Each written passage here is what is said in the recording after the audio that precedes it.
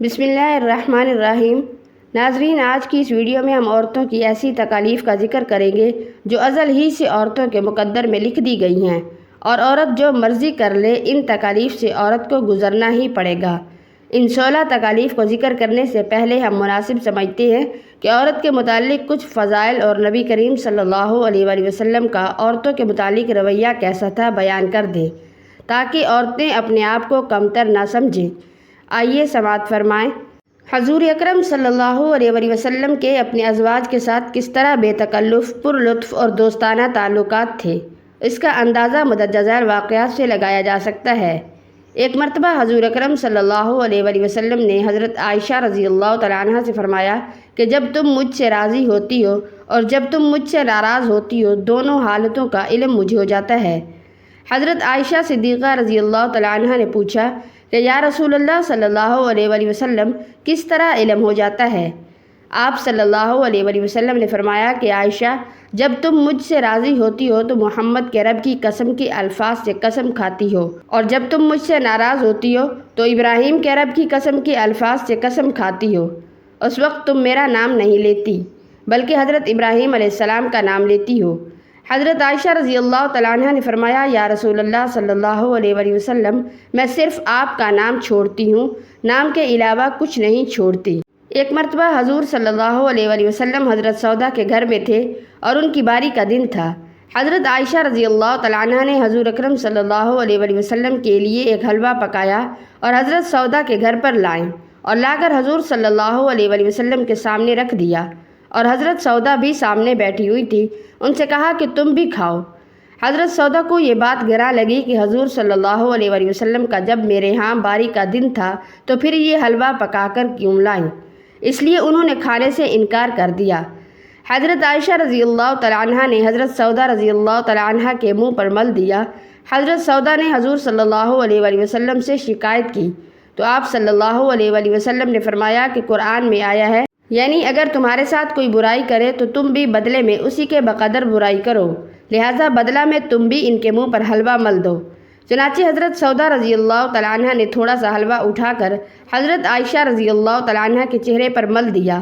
اب دونوں کے چہرے پر حلوہ ملا ہوا ہے، یہ سب حضور صلی اللہ علیہ وآلہ وسلم کے سامنے ہو رہا ہے۔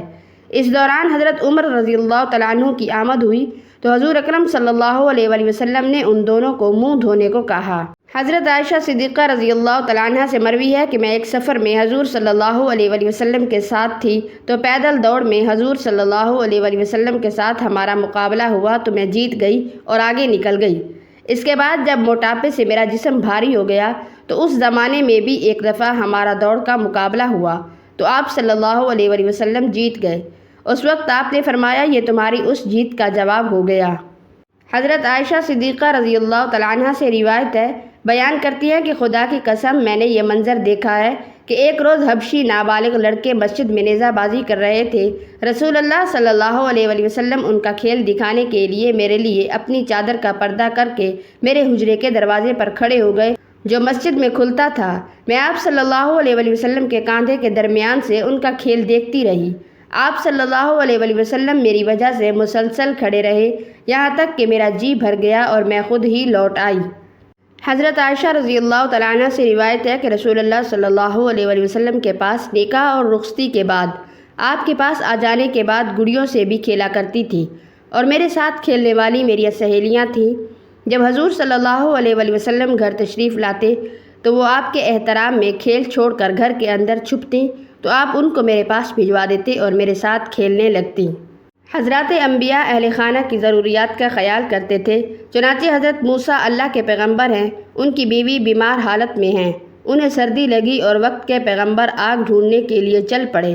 پروردگار کو پسند آیا اور نبوت سے سرفراز فرمایا۔ نبی کریم صلی اللہ علیہ وآلہ وسلم کی سنت مبارکہ تھی، کبھی گھر میں آٹا گوندھتے، گھر کی دیگر ضروریات پوری کرتے۔ حضرت عائشہ رضی اللہ تعالیٰ عنہ سے حضور صلی اللہ علیہ وآلہ وسلم کے گھر میں معمولات کے بارے میں پوچھا گیا تو انہوں نے بتایا کہ اپنی بکری کا دودھ دوہتے تھے، اپنے کپڑے سی لیتے، اپنی خدمت خود کر لیتے، اپنے جوتے سی لیتے، اور وہ تمام کام کرتے جو مرد اپنے گھر میں کرتے ہیں۔ وہ اپنے گھر والوں کی خدمت میں لگے ہوتے کہ جب نماز کا وقت ہوتا تو وہ چھوڑ کر چلے جاتے۔ آپ صلی اللہ علیہ وسلم کا یہ رحم و کرم نہ صرف ازواج کے ساتھ مخصوص تھا بلکہ پوری صنف نازک کے ساتھ آپ صلی اللہ علیہ وسلم نے بہترین برتاؤ کا حکم کیا۔ قبل از اسلام عرب میں لڑکیوں کو زندہ درگور کرنے کا رواج تھا۔ لڑکی کی پیدائش کو باعث ننگ و عار باور کیا جاتا، جیسا کہ قرآن مجید نے خود اس کی منظرکشی کی ہے۔ جب ان میں سے کسی کو لڑکی کی خوشخبری دی جاتی تو اس کا چہرہ سیاہ پڑ جاتا تھا اور وہ غصہ سے بھر جاتا، لوگوں سے چھپتا پھرتا اس برائی کی خوشخبری کے سبب سے جو اسے دی گئی۔ آپ صلی اللہ علیہ وسلم نے نہ صرف عورت کو جینے کا حق دیا اور اس کو معاشرہ میں بلند مقام عطا کیا، بلکہ عورت کے وجود کو خیر و برکت کا باعث اور نزول رحمت کا ذریعہ اور اس کی نگہداشت اور پرورش کو دخول جنت کا ذریعہ بتایا۔ حضرت ابن عباس رضی اللہ تعالیٰ عنہما سے روایت ہے کہ نبی کریم صلی اللہ علیہ وسلم نے ارشاد فرمایا، جس مسلمان کی 2 بیٹیاں ہوں، پھر جب تک وہ اس کے پاس رہے یا یہ ان کے پاس رہے اور وہ ان کے ساتھ اچھا برتاؤ کرے تو وہ دونوں بیٹیاں اس کو ضرور جنت میں داخل کرا دیں گی۔ حضرت انس رضی اللہ تعالیٰ عنہ سے روایت ہے کہ رسول اللہ صلی اللہ علیہ وسلم نے ارشاد فرمایا، جس شخص نے 2 لڑکیوں کی پرورش کی اور دیکھ بھال کی، وہ شخص اور میں جنت میں اس طرح اکٹھے ہوں گے جیسے یہ 2 انگلیاں ہیں۔ یہ ارشاد فرما کر آپ صلی اللہ علیہ وسلم نے اپنی دونوں انگلیوں سے اشارہ فرمایا۔ حضرت عائشہ رضی اللہ تعالیٰ عنہ روایت کرتی ہیں کہ رسول اللہ صلی اللہ علیہ وسلم نے ارشاد فرمایا، جس شخص نے ان بیٹیوں کے کسی معاملہ کی ذمہ داری لی اور ان کے ساتھ اچھا سلوک کیا تو یہ بیٹیاں اس کے لیے دوزخ کی آگ سے بچاؤ کا سامان بن جائیں گی۔ عورتوں کی کوتاہیوں سے درگزر کا حکم دیا گیا۔ نہ صرف یہ کہ نبی کریم صلی اللہ علیہ وسلم نے عورت کے ساتھ بہترین سلوک اور برتاؤ کا حکم دیا، بلکہ اس کی کمی، کمزوری اور خاص مزاجی کیفیت کی وجہ سے پیدا ہونے والی تکالیف کو اگنور کرنے کی بھی تاکید فرمائی۔ اسی کو اللہ عز و جل نے یوں ارشاد فرمایا، اور ان عورتوں کے ساتھ حسن و خوبی سے گزر بسر کرو، اور اگر تم کو وہ ناپسند ہوں تو ممکن ہے کہ تم ایک چیز ناپسند کرو اور اللہ تعالیٰ اس کے اندر بڑی منفعت رکھ دے۔ اسی کو ایک روایت میں نبی کریم صلی اللہ علیہ وسلم نے فرمایا، کوئی مسلمان مرد کسی مسلمان عورت کو اس لیے مبغوض نہ رکھے کہ اس کی کوئی عادت ناگوار خاطر ہے، اس لیے کہ اگر ایک عادت ناپسند ہے تو ممکن ہے کوئی دوسری عادت پسند آ جائے۔ ناظرین، ان روایات سے پتہ چلتا ہے کہ اللہ کے نبی صلی اللہ علیہ وسلم نے عورت کے ساتھ خصوصیت سے رحم و کرم کا معاملہ فرمایا ہے۔ اس کی صنف نزاکت کو ملحوظ رکھ کر اس کے ساتھ رحم و کرم کرنے کا حکم دیا، اس پر بار اور مشقت ڈالنے سے منع فرمایا، اس پر بے جا سختی سے روکا، اس کو کار مذلت سے نکال کر عزت و وقار کا تاج پہنایا، ماں، بہو، ساس، بیوی وغیرہ کی شکل میں اس کے حقوق عنایت کیے، اس کی تعظیم و اکرام کا حکم کیا، اس کی پرورش و پرداخت اور اس کی نگرانی اور دیکھ بھال کو جنت کا وسیلہ اور ذریعہ فرمایا۔ یہ صنف نازک کے ساتھ نبی صلی اللہ علیہ وسلم کا طرز عمل تھا۔ آخر میں 16 تکالیف جو عورت کے مقدر میں ازل ہی سے لکھ دی گئی ہیں، سماعت فرمائیں۔ روایات ہے کہ حضرت حوا علیہ السلام نے جنت میں جب منع کیے ہوئے پھل کو کھا لیا تو اللہ تعالیٰ نے ان کی نسل سے عورتوں پر 16 تکالیف مسلط فرمائیں۔ نمبر 1، ماہواری حیض۔ نمبر 2، پیدائش کے وقت درد ذیل۔ نمبر 3، اپنے ماں باپ سے جدا ہونا اور ایک اجنبی مرد کے ساتھ زوجیت کا تعلق رکھ کر زندگی بسر کرنا۔ نمبر 4، نفاس، وہ خون جو بچہ جننے کے بعد جاری ہوتا ہے۔ نمبر 5، طلاق کا اختیار ہر وقت مرد کو ہے۔ نمبر 6، میراث میں عورت کا حصہ مرد سے کم ہے۔ نمبر 7، جمعہ، عیدین اور جنازے کی نماز مردوں پر فرض ہے۔ نمبر 8، مرد کے لیے جائز ہے کہ ایک ساتھ 4 عورتیں اپنے نکاح میں رکھے اور عورت صرف ایک ہی مرد کے نکاح میں رہ سکتی ہے۔ نمبر 9، عورت کا اعتکاف صرف اپنے گھر میں ہو سکتا ہے، مسجد میں نہیں۔ نمبر 10، 2 عورتوں کی گواہی ایک مرد کے برابر ہے۔ نمبر 11، عورت کے لیے جائز نہیں کہ بغیر کسی رشتہ دار محرم کو ساتھ لیے سفر کرے۔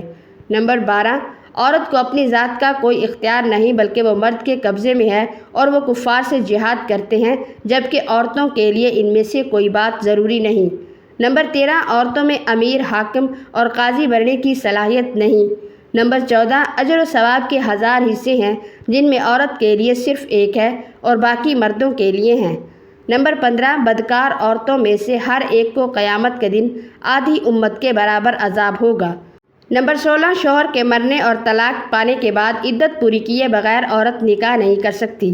دعا ہے کہ اللہ تبارک و تعالی ہمیں دین کی سمجھ عطا فرمائے اور ہمارا خاتمہ ایمان پر فرمائے۔ آمین ثم آمین۔